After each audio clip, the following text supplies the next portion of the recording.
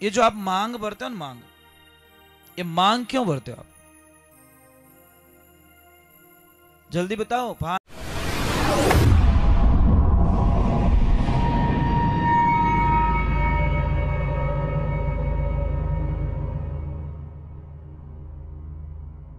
सोनू महाराज जी के भजन व प्रवचन सुनने के लिए चैनल को सब्सक्राइब करें, बेल आइकन को जरूर दबाएं, शेयर करें, कमेंट करें, लाइक तो जरूर करें।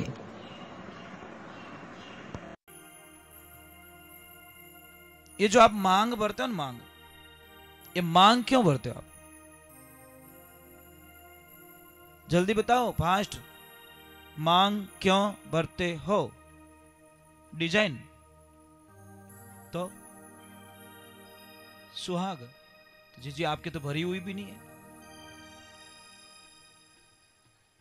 हाँ सा, ये चीज है। अब मैं बताता हूं मांग का मतलब क्या होता है। जैसे ही आप मांग भरो तो आप रो मुंडो हुरिज भगवान हम ही रेवणो। समझ में आई ना? अगर सूर्य के सामने खड़ी होकर कोई माता बहन मांग भरती है तो उसके पति की आयु में वृद्धि होती है और स्वस्थ रहता वो, मतलब बीमारी लगभग उसको हैवी नहीं बनती। और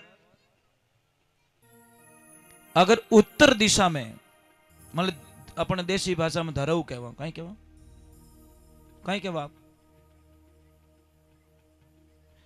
उत्तर दिशा में, हाँ जो भी कहते हो, उत्तर दिशा में अगर उत्तर दिशा में मुंह करके मांग भर रहे हो तो आपके पतिदेव का धंधा जोरदार चलेगा, धंधे में कभी अड़चन नहीं आएगी। और पश्चिम दिशा में अगर मुंह करके मांग भर ली तो आपके पतिदेव बीमार रहेंगे, रिपोर्ट में कुछ भी नहीं आएगा तो भी उनके शरीर में कोई न कोई बीमारी जरूर रहेगी। और दक्षिण दिशा में भूल करके भी मुंह करके मांग मत भरना, क्योंकि दक्षिण दिशा में अगर मुंह करके मांग भर रहे हैं, और दक्षिण दिशा होती है यम की दिशा। ब्राह्मण देवता आपको तो पता ही है, दक्षिण दिशा कौन सी है? यम की दिशा, मतलब मौत की दिशा, काल की दिशा। तो अगर दक्षिण दिशा में मुंह करके मांग भर रहे हो तो शायद आपका पति गया है, वापस आएगा कि नहीं आएगा कोई गारंटी नहीं है। और ध्यान रख, 3 दिशाओं तो बड़े ही हाल सके, पर दक्षिण में तो कभी मुंडो करजो इजमती।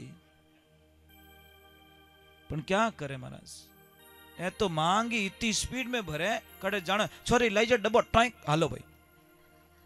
मांग भरने का टाइम नहीं है। मांग भरते वक्त ऐसे बोलना चाहिए, प्रभु मेरे पति की रक्षा करना।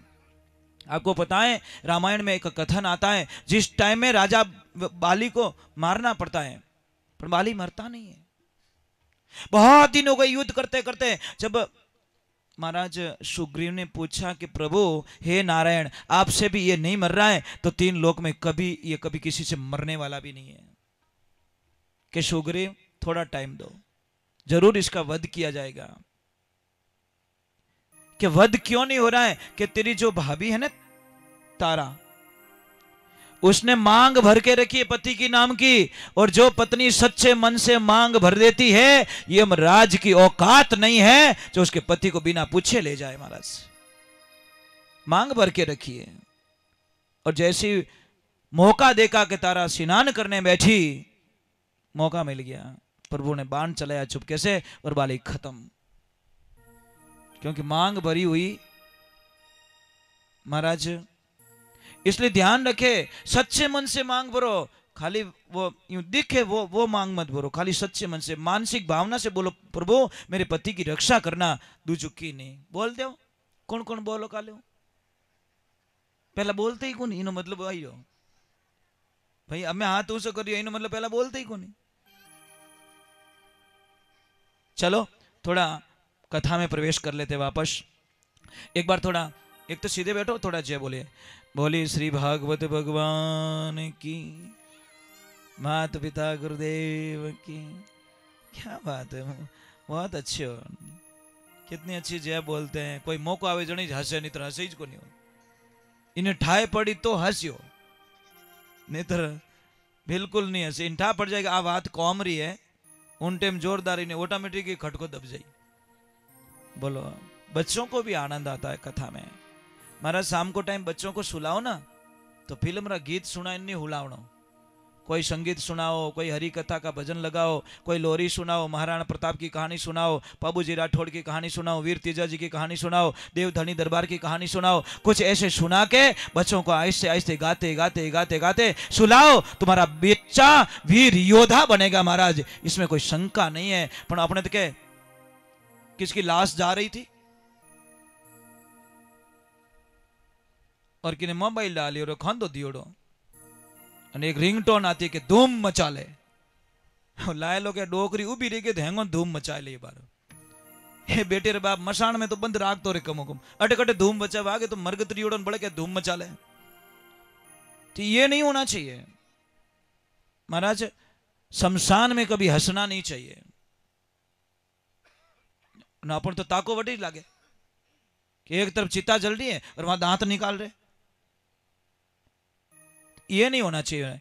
चलो हम थोड़ा कथा में प्रवेश कर लेते हैं।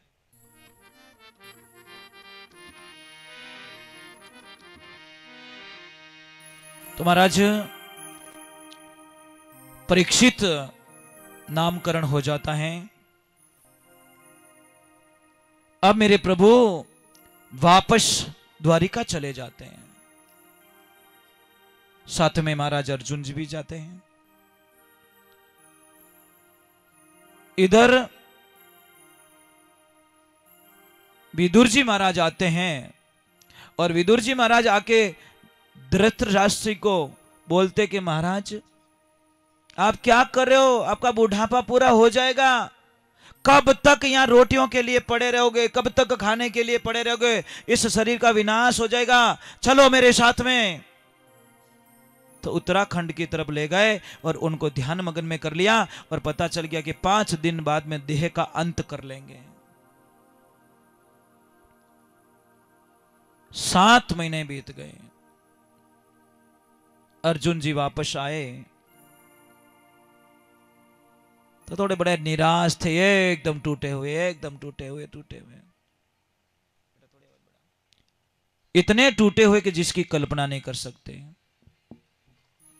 जब वापस आए तो पूछ लिया कि अर्जुन क्या हुआ। इसके बीच का एक कथन आता है महाराज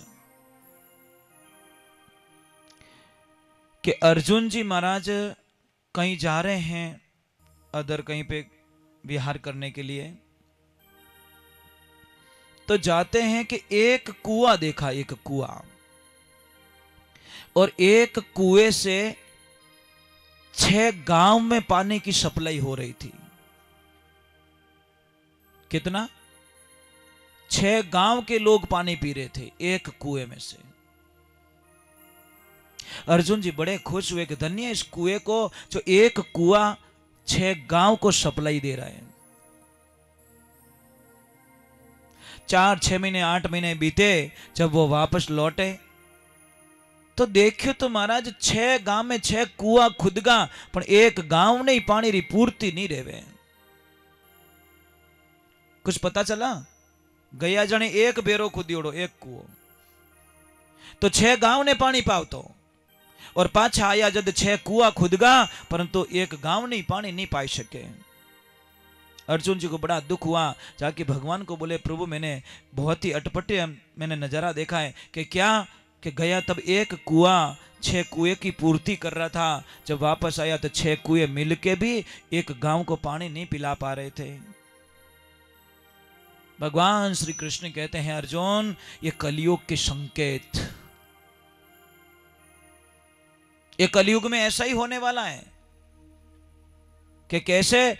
कि कलयुग रे मायने एक पिता की इतनी ताकत होगी कि 6 बेटों ने मोटा कर देला, 6 बेटों ने पढ़ाए देला, 6 रो ब्याह कराए देला, 6 ने घर बनाए दे देला, परंतु कलयुग रे माने 6 बेटों री औकात नहीं रेवेला कि एक पिता रो पेट भर सके।